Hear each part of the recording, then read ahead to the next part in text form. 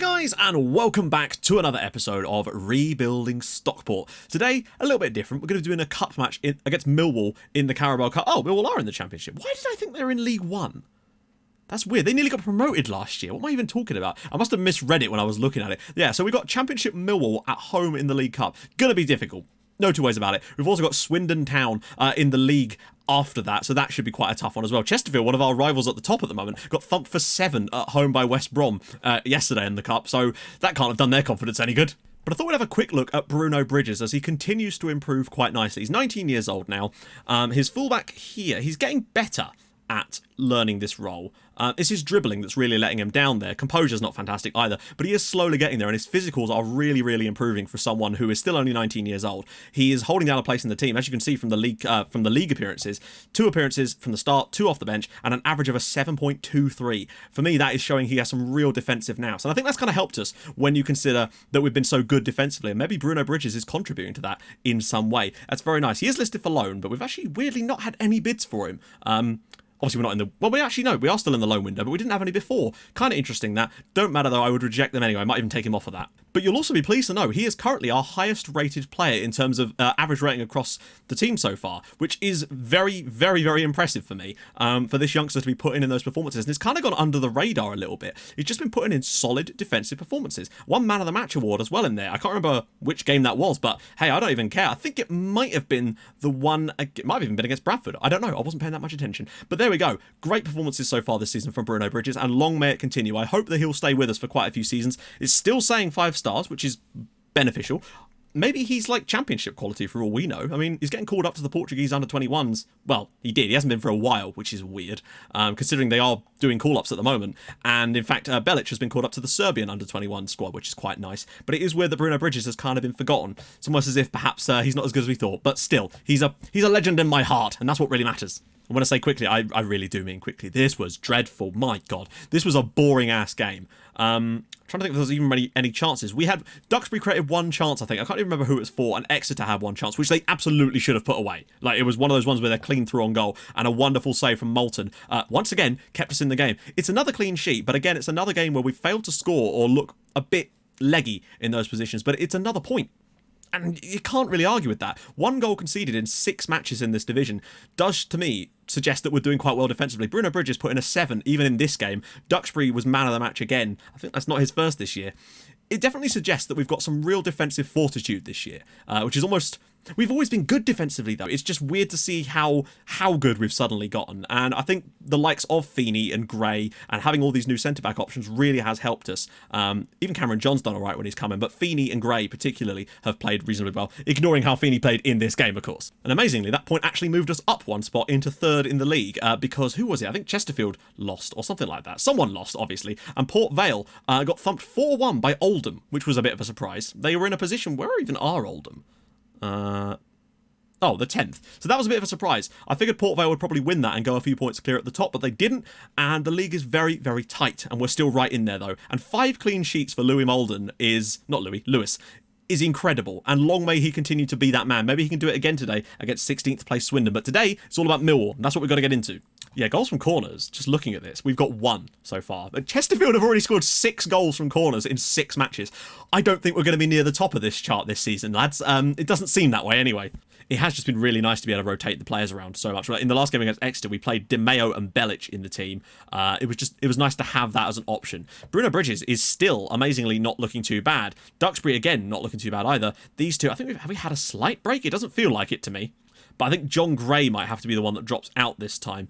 So what I might do is move Morgan Feeney over there and bring Cameron John back in. I know a lack of Ashley Palmer is definitely a thing, but I do want to go with the players who I think can take us forward. Belic is looking pretty solid there, so I might bring Magoma out and bring back in Booty, and hopefully bring out Di Maio for... maybe Moody Moo, drop Magoma out for this game, give him a bit of a rest. JTB probably will still have to lead the line, or do we give Chris Thorpe his chance? Kane Hemmings, how long is he going to be out for? 5 to 10 days. That's not too bad. Ironically, Chris Thorpe actually has a better average rating in games than JTB. I'm actually tempted to start Chris Thorpe again.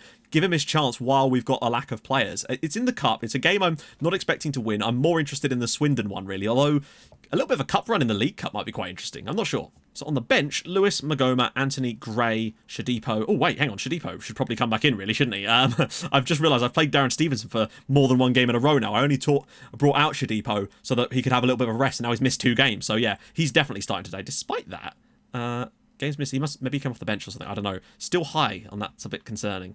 They've got quite a few regions in the team. They've got a guy here as well, Cameron Hanger, along with Happer, or Hap, I don't know how it's pronounced, because he's not a real person. You know, keeping Bruno Bridges in this is fine, because I'm willing to drop him out for the next game and bring Kakai back in again. Is it Kakai? KK? I don't know. I still don't know that one. Let me know. And let's go. This is a free hit, as I said, and I think the best we can really expect. I mean, we are at home, and, you know, Millwall might have their eyes on other things. We've put out a fairly strong side because we can at the moment. Duxbury with the throw. And it's going to come back to him. Shadipo. Oh, what a touch that is from Shadipo. Oh, Chris Thorpe. 5 minutes into the match. Chris Thorpe, the target man, of course. He's a tall lad. Scores his first ever senior goal for Stockport. The young regen. This is a wonderful touch from Shadipo. When this ball comes back out here, look at this touch he takes to just guide it away from the defender, and Duxbury blocks him off. But Thorpe rising highest over the 2 defenders. We lead in the Carabao Cup. Chris Thorpe, the 16-year-old, scores his first ever goal.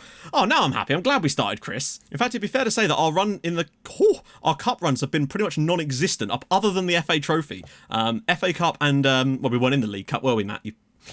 Graham's ball in for Millwall, and it's in the back of the net. Deji Oshilia scores the equaliser for Millwall. I would say it's been coming, but it kind of hasn't. Graham with a wonderful ball in. Jordan Graham, of all people, the former Wolves and Fulham, although he never really played for us guy. Great header, 1-1 in the Carabao Cup. Our excitement was short-lived. One thing I would say about Hap, although now that I've said that, I was about to say he's not the quickest and he won't get in behind us very much. And oh my God, how has that not gone in the back of the net? Millwall really should be in front here, but he's missed the chance. Bruno Bridges. Really nice to see him getting a run of games. Even forcing his way into a team where we're playing so well. Tilt! Oh my God! Surely he can still turn around and shoot. Oh my God, I can't believe he's missed that. Shadipo should have made that 2-1. Honestly, that first half could have gone either way. We could be 2-1 up with Shadipo's goal, or Millwall could have been 2-1 up with a Hap's goal. So 1-0's probably about fair, although Millwall having a better chances at the moment. Chris Thorpe, though, great to see him score. It's just nice to see us actually showing some real quality against a side of 2 divisions higher than us, and we're holding them. Okay, they've almost certainly made a lot of changes for this game, but we have made a few. Everyone's reorganising, but nobody's on the right hand. Oh God, look at the space. Graham on the left. Millwall catching us on the break a bit here. He's cutting inside. He's going to shoot, isn't he? And it's saved by Moulton. Graham, that should be offside, I think. No, it's not offside. Hap. Hanger. Oh, saved by Moulton again. Madison's ball in. Back post. Cooper. Oh, God. Jake Cooper. Millwall have done us on a couple of set pieces. In fairness, we have not quite been at the races. Then again, they're a side 2 divisions above us. We're playing all right. And from open play, we've been fine, but nobody tracked Cooper. Bang. Wonderful header. Marcus Madison's only just come on, and now Millwall lead 2-1. Right. Duxbury's had a really poor day. Maybe Aaron Lewis for a little bit. Che Tilt could probably do with a little bit of a rest. I might leave it at that, but also go to attacking. Maybe there is still something in this game for us. I don't know. Moody Moo. Booty. Oh, what a ball. Jaden Anthony saved by Svilar. Gotta say, I think that was a pretty valiant performance against the Championship side. Chris Thorpe, a 16-year-old, scoring his first ever senior goal. That, for me, is fantastic. I can't believe they thought we'd go to penalties against Millwall, but they did then turn it around with 2 good set-piece goals. I mean, you can't really fault them. I think they were the better side. We didn't create a lot other than the Thorpe goal and the Shadipo chance, really. But it's nice to see us test ourselves against a team like this and not come off of it looking too bad. Now we go into the Swindon game. Hopefully we can do something a little bit better. You never know. Right then, guys, we're back on the day of the game against Swindon. We're 3rd, they're 16th. I mean, you'd think this would be the kind of game that, based on that, you'd think we should be winning. But again, as a newly promoted side, like when you look at the team, the one game we'd lost was against the team that were bottom of the league, and in fact, nearly still are. So we're a bit unpredictable in the league, and we've also beaten Chesterfield, whose only defeat to that point was against us. So it's a little bit of both. Are Port Vale even playing? Oh no, Shrewsbury are playing Doncaster, so you'd expect they'll do well. And Port Vale are at home to 6th place Cambridge United. So this could get interesting. Obviously, the team is going to have to change dramatically from the last game. Kane Hemming still isn't fit enough to start, but JTV will come back in and be fresh, which is nice. Shadipo will continue his role in the team. Moody Moo is going to drop out because he's lacking a bit of fitness, so Magoma can come back in and be fully fit. Belic is not really in good shape. He doesn't seem to have great natural fitness, as you can see here. Fitness test not required. Was he even injured? I don't recall him being injured. Anyway, in will come DeMeo. Bridges probably does need a rest this time, so we'll bring in Kakai. He's going to miss a few games anyway because he's got international duty soon. And I think Morgan Feeney probably should drop out for Cameron John, and we'll swap these. Oops, that's not what I meant to do. For John Gray. I get confused because we've got John Gray. Very confusing. That'll probably do for now, though. Booty's going to have to continue. Jack Payne isn't fit enough yet, I don't think. So on the bench, Hinchcliffe, Bridges, obviously. Jack Payne apparently fit enough for the bench, that's fine. Dazza, Matt Casey, Alec Moodymoo, and of course Chris Thorpe, the hero, sort of, against Millwall. He's also the youngest ever goal scorer for Stockport County, so that's kind of nice. Overtook a guy called Steve Massey, I think he is. So Chris Thorpe, well done to you. Maybe you do have a career. I'm going to keep retraining him as a deep line forward, try to improve that passing and see if his vision improves as well. Maybe get him a pair of glasses, I don't know. Get some Edgar Davids style goggles. No regens in their team. It might be the first team we've actually played this season that didn't have any regens in their team. But we do, and that's the main thing. Honestly, I feel like if we put in a performance like we did against Bradford City, then we could come out with a win here. But I'm still a little bit concerned about our chance conversion at the moment. That's the main issue for me. Lots of shots, not enough chances. Not enough goals, basically. Duxbury wow. Inside a minute, Olamide Shadipo, on his return to the team. No, that's not true either, is it? He played in the last match. Well, I mean, Duxbury throws it in. It gets headed straight back towards him. And then the defenders just seem to stand... Again, that to me... I don't think that should be in the game. I think that the defenders from throw-ins very much need to be not nerfed, like buffed, basically, because something just doesn't look right there. Good first half, really. Took an early lead. A concerning lack of shots on target. But the clean sheet remains intact. Also, since it's been a little while, do keep me in touch about how well this tactic, those of you that are using it, and I know that's quite a few because I can see the stats on the Steam Workshop, how that's working for you. Show me some, like, schedule stuff. I love seeing those schedule pages. And also, are you finding it like you're not conceding so many goals now? Because it seems like something's changed for me. It's just occurred to me that there's 3 promotion spots, automatic ones, in this division. I totally forgot about that. Kakai actually isn't having the best game so far, and I'm tempted to get Bruno Bridges on to give us a bit more defensive solidity. We've got the lead. We don't need to worry about scoring another goal at the moment. Maybe someone... Oh, we didn't have... Damn it, I didn't put Anthony on the bench, and the midfielder's looking a little bit lacking, so maybe Jack Payne to return to the team, make his comeback here. And, oh dear. Oh no, De Meo's about to get red carded. Damn it. That's not the first time he's been sent off in this team, and I think... Right, we might have to make a different substitution then. Okay, so Kakai will come in, and we'll just have to go without a defensive midfielder for now, and maybe make Magoma... Oh, he's not really a box... He's not really a ball-winning midfielder type of player, is he? If we can hang on with 10 men, then I will be very impressed with the lads. Here we go. Magoma with the free kick. A lot of players forward. Oh, Shadipo! Tilt! Oh my god, it's 2-0. Stockport 2, Swindon Town 0. Shay Tilt this time assisted by Shadipo, and we're 2-0 up with 10 men. This is mental. What a start to the season this has been. Bit unfortunate here from Swindon, but Shadipo, what about that? Swings it back inside, Tilt with the finish, his second goal of the season, and the 2 new lads combining brilliantly for a 2-0 scoreline, and surely now we're going to get ourselves yet another victory in this division. Just find Ducks. Oh, Shadipo. For JTB. He's been a bit quiet today. Slips it through for Shadipo. Can he square it for someone? He does! Tilt makes it 3. We're 3-0 up with 10 men. Shay Tilt has killed this game off with his second goal of the game. Shadipo has been absolutely phenomenal so far. I think genuinely that those two are the main reason that we've done so well. What a ball that is from JTB as well. First time across there. Tilt getting in. Second goal of the game for him. We're 3-0 up. Easily going to be our biggest win of the season. What a start. Is it just me or have we got better since we went down to 10 men? That should not be happening. Bruno Bridges maybe to bend one. Ah, not quite. Wow. What a performance, particularly with 10 men in the end. Che Tilt has really dug us out there.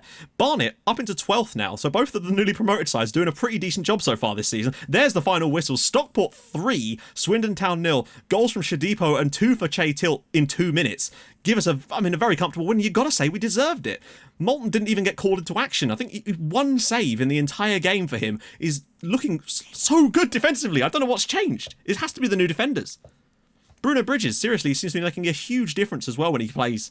I'm absolutely ecstatic with the way that we're playing at the moment. 1 defeat from our first 7 matches and only 1 goal conceded, and that was in the defeat. Every other game, we've kept a clean sheet in this season, and we probably, if we just hadn't conceded that penalty, I'm very, very happy with the way that we've started this year. Maybe there is a playoff spot, I don't know. Moulton massively winning the race for the most clean sheets this year. I think we could maybe have a crack at the best defence. But the thing is, though, in this episode, or particularly in that third game, we actually took our chances and scored a few goals too, and that's scary for other teams if we keep playing like this. I genuinely do think that we've stumbled onto something quite good with the tactic, though. It has to be said. I think that we've finally got, after much tweaking, a tactic that actually works with the players we've got and seems to be one that we could set up for some real success with this team now, and that's pleasing. I almost don't want to go up the leagues too quickly, to be honest, but at the moment it seems like we're actually going to do quite a good job. And I'm fine with that. We're now, 11 points clear of the drop zone. That's what matters to me. But a playoff spot would still be very, very nice. And at the moment, it's showing very good signs of being able to do that. But I'm still gonna get ahead of ourselves in that one because, you know, we've got to be careful. So I think, who's good? Yeah, I think it has to be. Next episode at home against Cambridge United, 5th in the league. Have we got any big boys in that period? Morecambe are dead last. Blackpool's a cup game. Carlisle are struggling. Cheltenham are okay. Yeovil are struggling. Oldham are all right. And Cambridge. So we've actually got some games against teams towards the bottom of the league for a little while, which I assume means there's going to be a run of games against the really good sides at some point too. But still, massively happy with the way that's going. Next episode's going to be a home live com against Cambridge United. God knows where we'll be in the league when that game comes along, but I'm looking forward to seeing where that is, frankly. Mate, it's just the dream start to our Football League careers. Really, really pleased with it. Anyway, if you have enjoyed this episode, and I hope you have, yeah, we weren't that great against Millwall in the cup, but it didn't really matter. They're a good side. But that great performance in the league, nearly 7,000 fans in there for the game as well, which will definitely help our finances too. And I do think that, you know, we're not the complete underdog because we've got a bit of money behind us too. So there is that, fair to say. We're still doing better than Salford City, that's for sure. Anyway, if you are new to the channel, hit that subscribe button and I'll join you guys in the next episode for a game against Cambridge United with quite a few stuff off camera in between. I'll see you guys then. Thank you so much for watching. Bye-bye.